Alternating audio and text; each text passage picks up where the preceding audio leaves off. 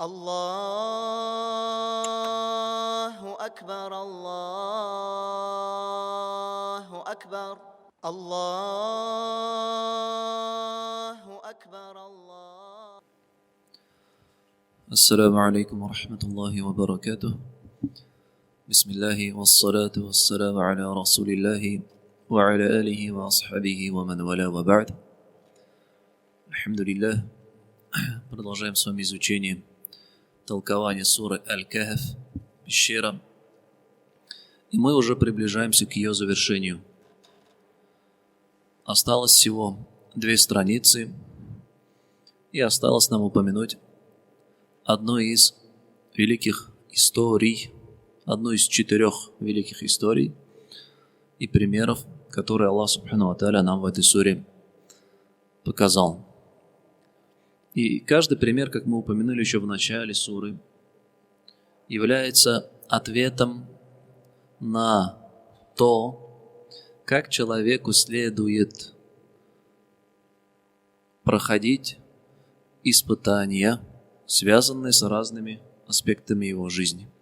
Каждая история затрагивает одну форму испытаний – смуты.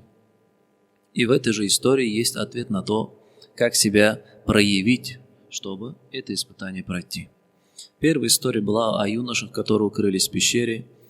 Они жили среди народа неверного, и это было тяжелым испытанием их веры. И они прошли это испытание благодаря тому, что они были вместе в джамаате. Вторая история была о обладателе 2 садов, того, кого Аллах одарил богатством. И его друг советовал ему на каждое великое событие и дар Всевышнего Аллаха говорить «Маша Аллах ля кувата илля билля». Лучше бы ты сказал, когда входил в свои сады, все это по воле Аллаха, и нет могущества ни у кого, кроме Аллаха. То есть человек, когда его постигает милость Всевышнего Аллаха, богатство, имущество, ему следует всегда помнить и напоминать себе о том, что все это лишь по воле Всевышнего Аллаха, и все по его могуществу. И третья история была о Мусе и Аль-Хидр, когда было испытание знанием. Муса, алейхиссалям, в ответ на вопрос своего народа, есть ли человек более знающий, чем ты, он ответил нет, на что Аллах Субхану ва Тааля дал ему знать, что есть человек, который знает больше. И Муса, алейхиссалям, это было испытание его знания. Как же он проявит себя? Он проявил себя так, как следует. Он отправился на поиски этого человека для того, чтобы восполнить то недостающее знание, а не проявил высокомерие или гордыню. 3 истории уже мы изучили, альхамдулиллах. И сегодня последняя история в суре Аль-Кахф. Аллах Субхану ва Тааля говорит: وَيَسْأَلُونَكَ عَنْ ذِي الْقَرْنَيْنِ قُلْ سَأَتْلُو عَلَيْكُمْ مِنْهُ ذِكْرًا. И они спрашивают тебя о человеке по имени Зуль Карнайн. Скажи, я поведаю вам о нем. Спрашивают кто? Как в начале суры еще мы говорили, это были мушрики, многобожники Мекки, которые по совету иудеев обратились к пророку, саллаллаху алейхи вассалям, с определенными вопросами, выяснить, является ли он действительно пророком. И одним из вопросов, на который указали иудеи, был вопрос о Зуль Карнайне. И пророк, саллаллаху алейхи вассалям, ответил им по повелению Всевышнего Аллаха. Аллах говорит, кто же такой Зуль Карнайн?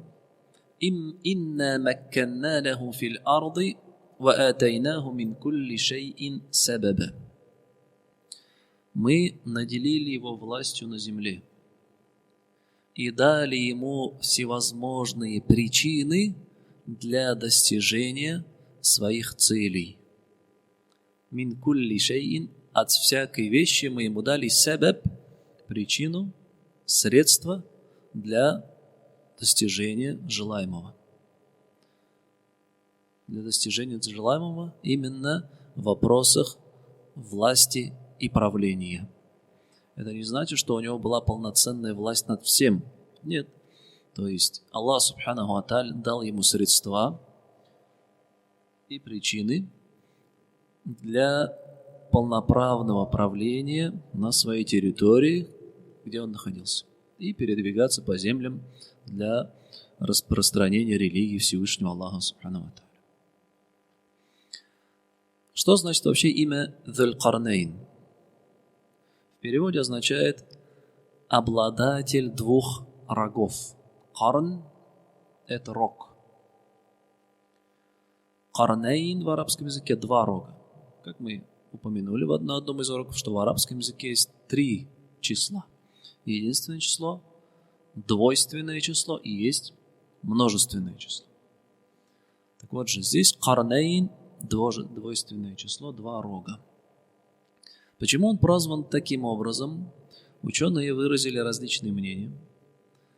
Одно из них, что у него была корона или шлем с двумя рогами, как раньше носили подобные шлема. Либо же, как более вероятно говорят, что это указание на обширность в его владении, что его власть простиралась с запада на восток. И как в хадисах пророка, саллиллаху алейхи вассалям, приходит, что солнце восходит, заходит между двумя рогами из рог шайтана. И указанием на это его назвали Дзуль-Карнейн, обладателем двух рогов, то есть что его власть, владение простиралось от запада на восток. Когда же он жил и кто же он был, то сразу нужно указать на одно из заблуждений распространенных о том, что Дзуль-Карнейн это был Александр Македонский. Это неправильное мнение, ведь этот Дзуль-Карнейн, который был упомянут в Коране, он был из верующих, он был из мусульман, это правитель, царь, который передвигался по земле и призывал людей к религии Аллаха, покорял народы. И эти народы принимали ислам. А Александр Македонский же мы знаем, он из Македонии, жил где-то в 300-350-х годах до нашей эры. И он не был из мусульман. Напротив, одним из его учителей был Аристотель, его учениями он руководствовался, и он был многобожником, мушриком. А Дзуль-Карнейн, который упомянут в Коране, согласно мнениям наших ученых, он жил задолго до этого, задолго до Александра Македонского, во времена самого пророка Ибрахима. И был он из арабов. И Аллах Субханаху ва Тааля наделил этого человека Дзуль-Карнейна великой властью. Но почему же Александра Македонского тоже прозвали Дзуль-Карнейн? То есть его в арабских источниках также назвали Дзуль-Карнейн. Тут ученые говорят, что это подражание как раз первому Дзуль-Карнейну, который упомянут в Коране. То есть Александра Македонского прозвали Дзуль-Карнейн, подражая тому Дзуль-Карнейну, о котором идет речь в Коране, потому что он был тем правителем, который обладал властью на обширных землях. И значит, Аллах Субхану ва Тааля говорит, мы наделили его властью на земле и одарили его всякими возможностями. И он следовал этим возможностям. Тут интересное примечание, что Аллах Субхану ва Тааля указал на те блага, которые дарованы этому рабу. Это различные возможности, средства для достижения цели. И он следовал этим возможностям. Часто у нас бывает, что у человека есть возможность, у него есть дар от Всевышнего Аллаха Субхану ва Тааля, возможно, физическая сила у него есть, или, возможно, у него есть предрасположенность к изучению наук, средства есть, или у него осталось какое-то материальное имущество по наследству и богатство, у него есть средства для достижения возможностей и благих целей. Однако часто люди не используют эти возможности. Здесь Аллах Субхану ва Тааля подчеркнул, что Зуль Карнайн «Инна макканна лаху фил ард». Мы дали ему власть. «Ва атайнаху мин кулли шайин сабаба». И дали ему средства для всякой цели. И он следовал им, он пользовался этими средствами. Пользовался ими во благо религии и в благих делах. И тем самым он стал великим человеком. И он вышел в путь в один из своих походов. Двинулся он в сторону запада. حتى إذا بلغ مغرب الشمس وجدها تغرب في عين حمئة ووجد عندها قوما. И вот в одном из своих путей он шел и дошел до того места, где солнце закатывается в мутную воду, в темные воды. Шел в сторону запада и дошел до места, где солнце закатывается в мутную воду. Ученые говорят, это море. То есть, если он двинулся на запад, он дошел до границы земли, имеется в виду до границы материка, и дошел до моря. И увидел, как солнце закатывается в воду. То есть мы понимаем, конечно, что солнце в воду не проникает, однако человек, который стоит на границе, смотрит, как закатывается солнце у берегов моря, выглядит так, как будто солнце вошло в воду. И что же он там увидел? «Ваджада индаха каума». Он встретил там народ. قلنا يا ذا القرنين إما أن تعذب وإما أن تتخذ فيهم حسنا. И мы сказали ему: «О Зуль Карнайн, если пожелаешь, ты можешь наказать этот народ. Или же, если пожелаешь, ты можешь сделать им доброе». Что это означает? Это означает, что тот народ, который он встретил на Западе, это был народ нечестивый. Был народ языческий. И приобщал Аллаху Субханаху ва Тааля сотоварищей. А мы знаем, Зуль Карнайн, он покорял земли для того, чтобы очистить земли от многобожия, от ширка и от язычества. И чтобы вернуть людей к поклонению одному лишь Всевышнему Творцу Аллаху Субханаху ва Тааля. И вот он обнаружил один из таких народов, которые проявляют нечестие, многобожие, неверие в отношении Творца. И Аллах Субхану ва Тааля оставил решение ему. Если хочешь, можешь их всех, что сделать? Всех наказать. За то, что они все вместе поклоняются кому-то помимо Аллаха. Либо же ты можешь проявить доброту, простить их и наилучшим образом призывать их к религии. И Зуль Карнайн как поступил?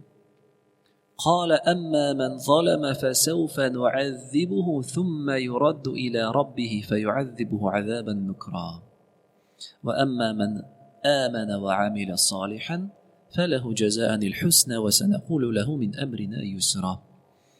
Он разделил народ на две группы. То есть у него был выбор, то есть он мог либо всех в общую кучу, скажем, наказать, потому что были среди них нечестивые, а другие были вместе с ними и не попрекали их за это. Либо же всех простить. Зуль Карнайн же разделил. Он сказал: те, кто проявит несправедливость, зульм, то есть ширк, останутся на своем ширке многобожии и откажутся принимать веру во Всевышнего Аллаха Субханаху ва Тааля, поклоняться лишь Ему, фасауфа ну'адзибуху, то мы накажем их.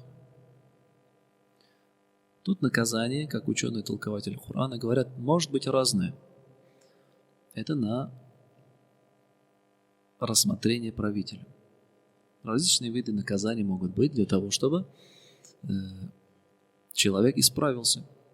Вплоть до смертной казни эти наказания могут доходить. То есть Зулькарнайн говорит, те, кто проявит неверие и многобожие, останутся на своей несправедливости, мы их накажем. А затем они будут возвращены к своему Господу, то есть уже после смерти, فَيُعَذِّبُهُ عَذَابًا نُكْرًا. И Он накажет их еще большим тяжким мучением.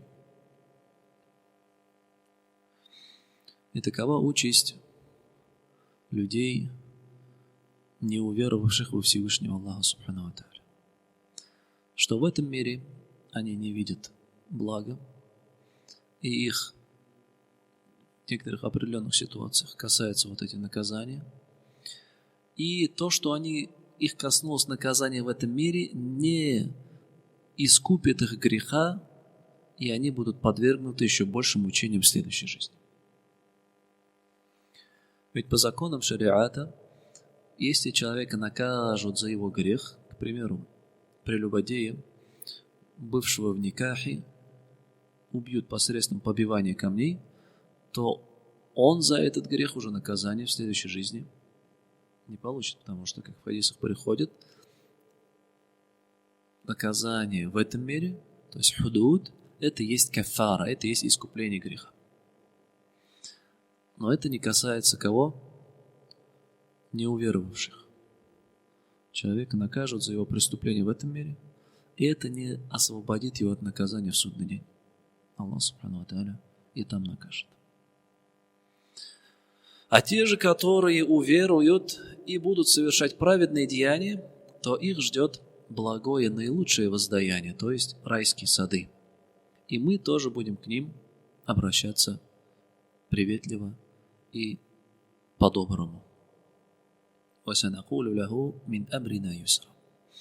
И заметьте, говоря о неуверовавших, Зулькарнайн вначале сказал, их коснется наказание в этом мире и после смерти. А когда говорил о уверовавших, он сказал, им будет благая жизнь в следующей жизни и в этом мире. То есть в первую очередь он упомянул, что верующих будет ждать благая жизнь. И в этом мире мы тоже будем к ним хорошо относиться. То есть в отношении неверующего он предостерег наказанием в этом мире, а потом ахиратом, а верующих он обрадовал благой жизнью в следующей жизни, и потом то, что в этом мире тоже все будет хорошо. В этом и различие стремлений людей, верующего от неверующего. Верующий, ему самое важное, это в следующей жизни достичь благой жизни. А то, что в этом мире будет, если еще хорошо, то это, альхамдулилля, двойное благо. А если в этом мире будут трудности и испытания, то верующий, его надежда на лучшую жизнь в следующем мире, она дает ему сил и терпение пройти эти испытания в этом мире. А неверующий же человек, он в первую очередь боится за эту жизнь, он боится наказания в этом мире.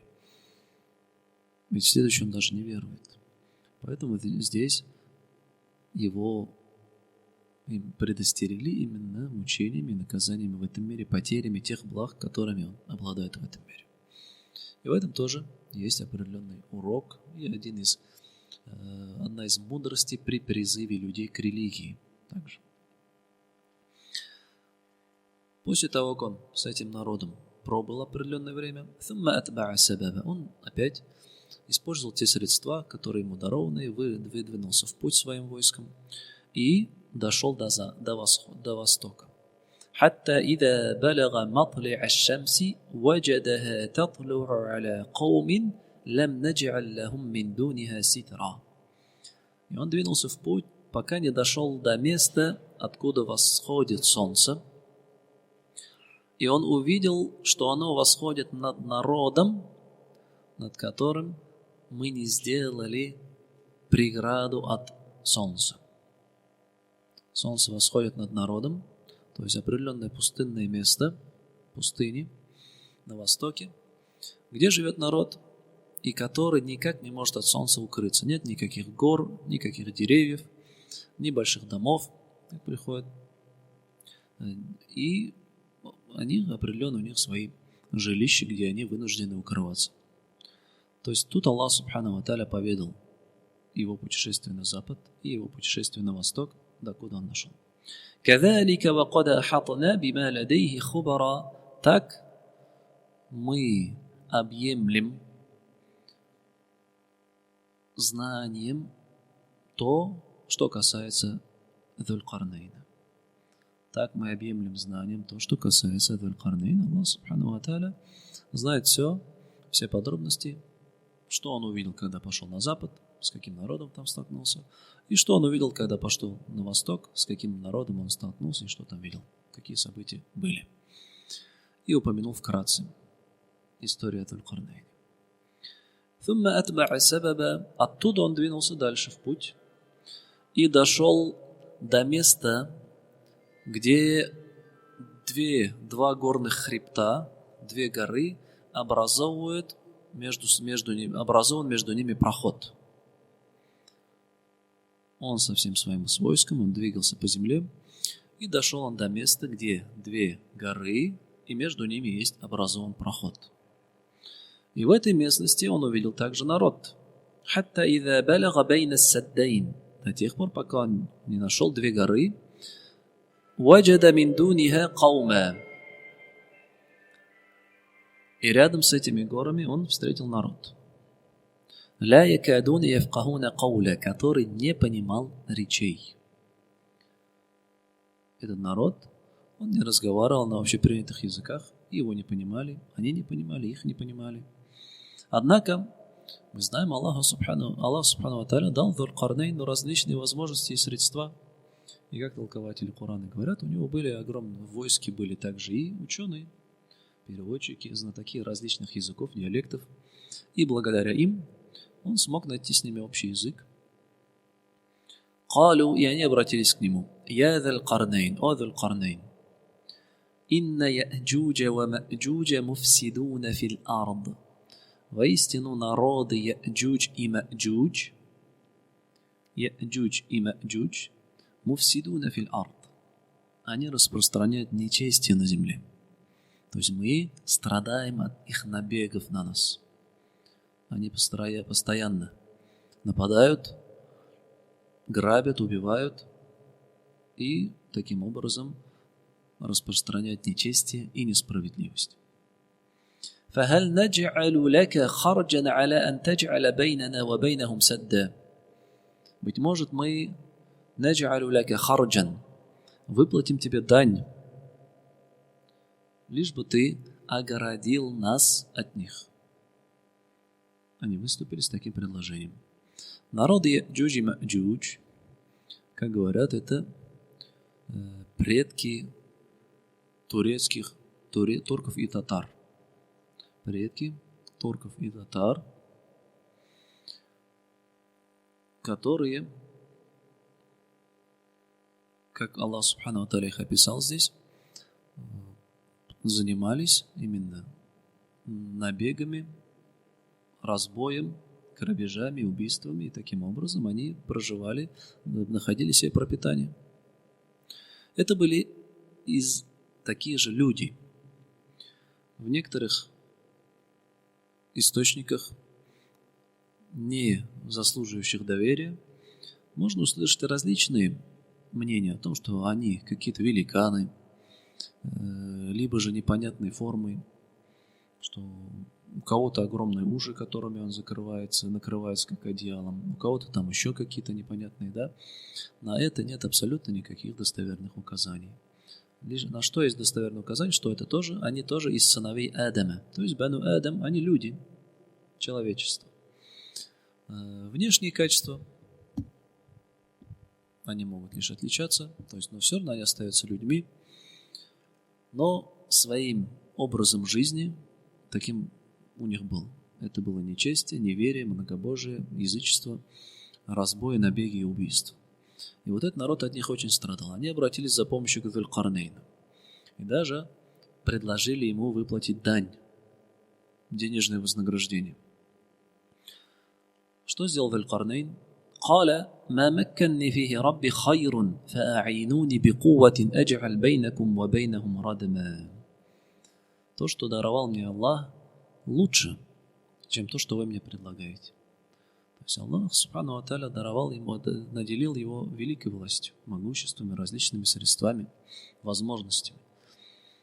Это все лучше, однако же я вам сделаю то, что вы просите.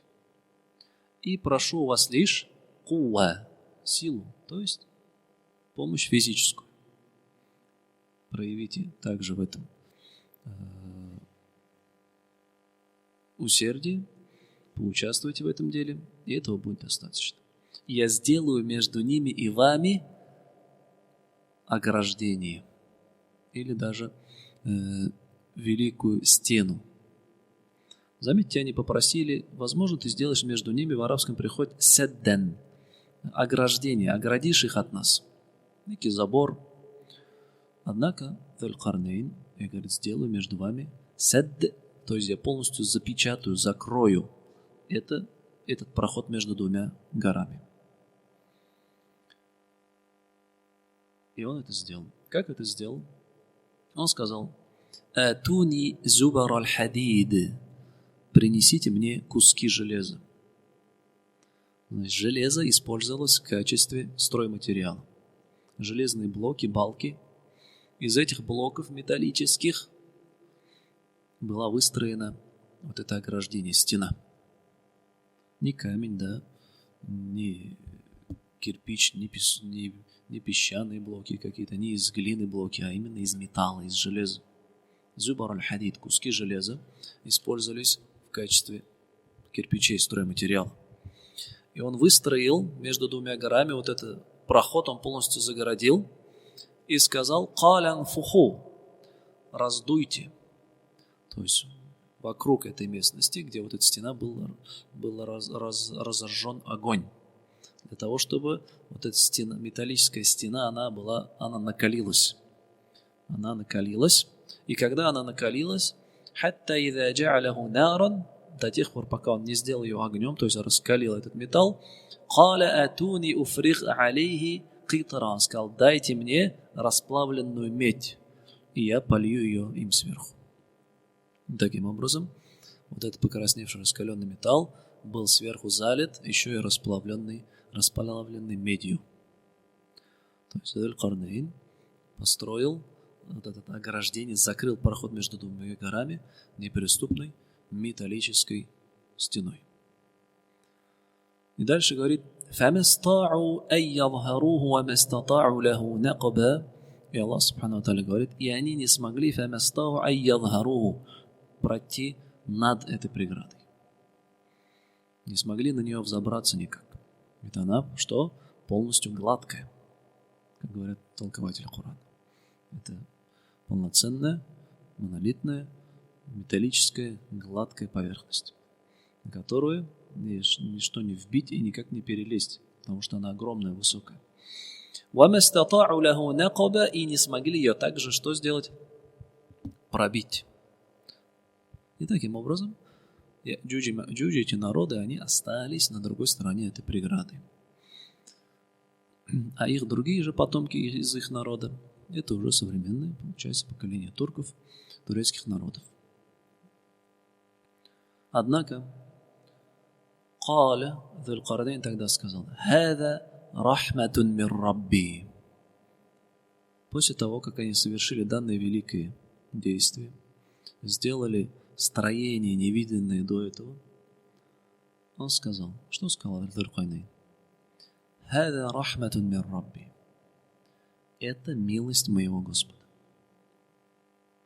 Это милость моего Господа. Вот эти слова Зуль-Карнейна и являются ответом на вопрос, как человеку преодолеть испытание властью и могуществом. Ведь эта история, первая история была испытание религии, второе испытание богатством, третье испытание знания, и четвертая история Зуль-Карнейна — это испытание властью и могуществом. И вот эти слова, где Зуль-Карнейн говорит: «Хаза рахматун мир Рабби», он, сделав такое невиданное сооружение, он показал свое величие, свою власть, свое могущество. Однако он не приписал это самому себе, как это часто бывает, да? Люди иногда что-то великое построят, и потом и даже своим именем это могут назвать. Однако он сказал: «Хада рахмату мин Рабби». Это милость моего Господа. То есть это все, что мы смогли сделать, это лишь благодаря воле и милости Всевышнего Аллаха Субхану ва Тааля. И человеку, у которого есть определенная власть, влияние на других людей, он должен всегда это помнить. Помнить, что все, чем он обладает, все, чем его Аллах Субхану ва Тааля наделил, дал ему это могущество и власть, это лишь по милости Аллаха. «Куль Аллахумма маликаль мульк». В суре Аль-Имран Аллах Тааля говорит: скажи: «О Аллах, ты обладатель власти. Ту'тиль мулька ман таша ва танзи'уль мулька бимман таша». Ты даешь власть кому пожелаешь и забираешь эту власть у кого пожелаешь. «Ва ту'иззу ман таша ва tudhillu ман таша». Ты возвеличиваешь кого пожелаешь и унижаешь кого пожелаешь. «Биядикаль хайр иннака аля кулли шайин кадир». هذا رحمة من ربي فإذا جاء وعد ربي جعله دكا. Однако, когда придет воля моего Господа, придет установленный срок, Он сделает эту стену пылью, разрушит ее. То есть это серьезное, крепкое сооружение. Аллах Субхану ва Тааля превратит его в пыль. Ведь могущество Аллаха Субхану ва Тааля безгранично. И все человеческие непоколебимые строения, что бы они ни сооружили, они ничто перед могуществом Аллаха Субхану ва Тааля. «Ва кана ва'ду рабби хакка». И воистину обещание моего Господа истинное, говорит Зуль-Карнайн. О каком событии идет речь? Речь идет о событиях перед приближением судного дня. Это разрушение стены, вот этой преграды, ограждения между двумя горами, и выход народа Я'джудж и Ма'джудж и распространение его по земле.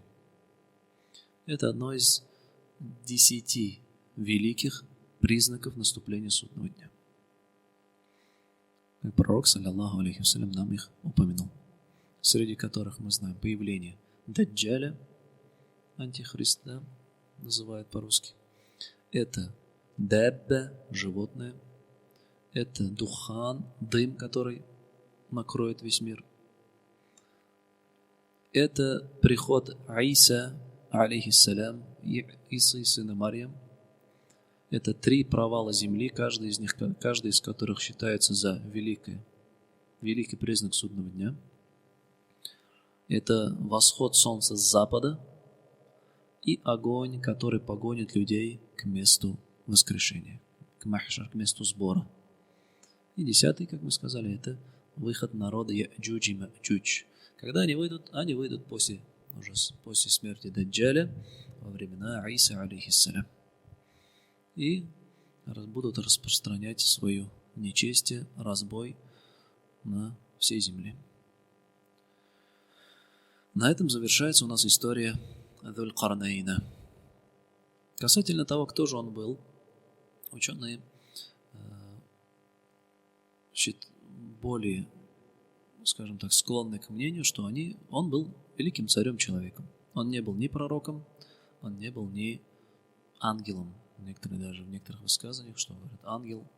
Нет, это был человек, однако обладавший властью и был праведным царем, который использовал свои средства, богатство, силу, могущество для установления единобожия, таухида, религии Аллаха Субханаху ва Тааля на земле.